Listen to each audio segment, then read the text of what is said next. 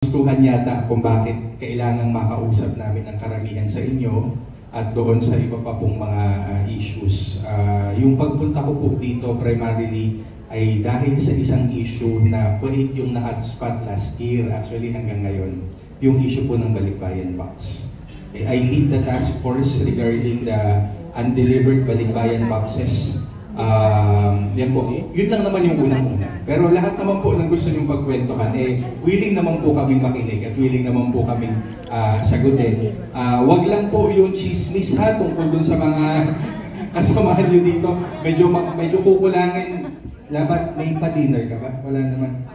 Pa-lunch lang. O sige, so kung ano lang po yung mga pag-uusapan sa lunch. Pero kung may mga iba pa po kayong mga issue naman na gusto pag-usapan, nandito naman po kami at very much willing naman po kami makinig. Ano po? Pinaunahan ko lang po doon sa issue at sa usapin ng Balikbayan Box. Dahil gusto ko lang din pong ibalita, gusto ko lang pong sabihin na dun sa 2022-2023 na mga, what's that, Tag Cargo and Cotabato and something, naiwan ng halos 2 taon sa Mindanao.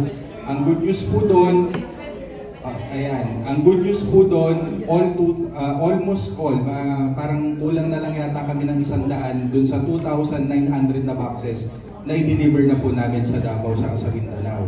Yun naman po mga 2023-2024 na boxes, 9,000 plus boxes po yun, na nasa Manila port naman po na naiwan, na i-deliver na rin po. Ang aming pong pinoproblema ngayon, at sana po ay hindi yung problema, although marami po kaming nabalitaan, marami rin naging biktima dito, si Makati.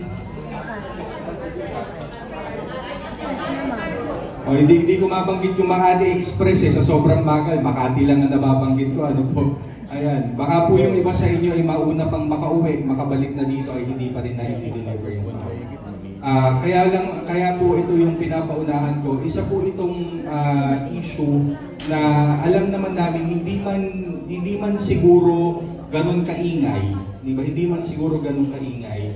Ang sabi nga po ng aming butihing Secretary Hans Cacta, ay may malaking respeto kami sa mga Balikbayan Box. Dahil si Director Charles po, alam ito, siya po ay isang OFW din na more than 20 years sa Jeddah. Alam namin na yung Balikbayan Box na yun po ay hindi pinupuno sa isang araw lang. Diba? Yung Balikbayan Box na yun ay pinupuno sa loob ng buwan, minsan ay inaabot ng halos 1 taon. Bawat sale ay talagang pupuntahan at bawat grocery ay talagang kukunan, di po ba? Nasubukan ko rin naman pong magbalot ng Balikbayan Box nung nadistino ako sa Australia.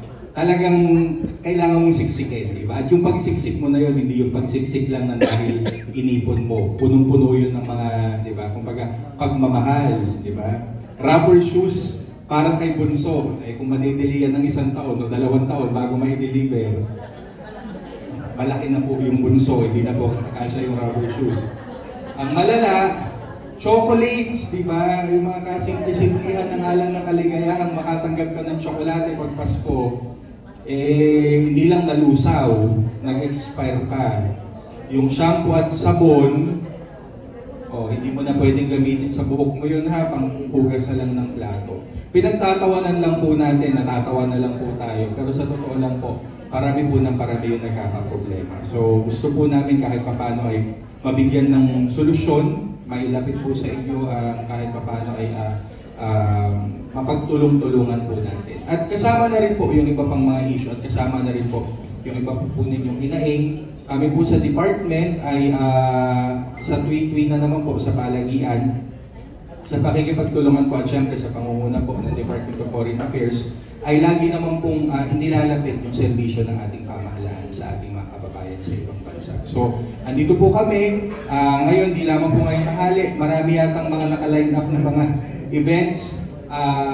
Handa po kami makinig sa makipag-usap at sana po ay mabanggit lamang ninyo, masabi lang po ninyo sa amin kung ano po yung mga issue na pwede naman po sana namin mabigyan ng solusyon, matulungan at sana po ay atin po mapag-usapan. So yun lang po muna at ready po kami for questions para naman po sa ganun makapag-usap po tayo. Good morning po! Thank you very much.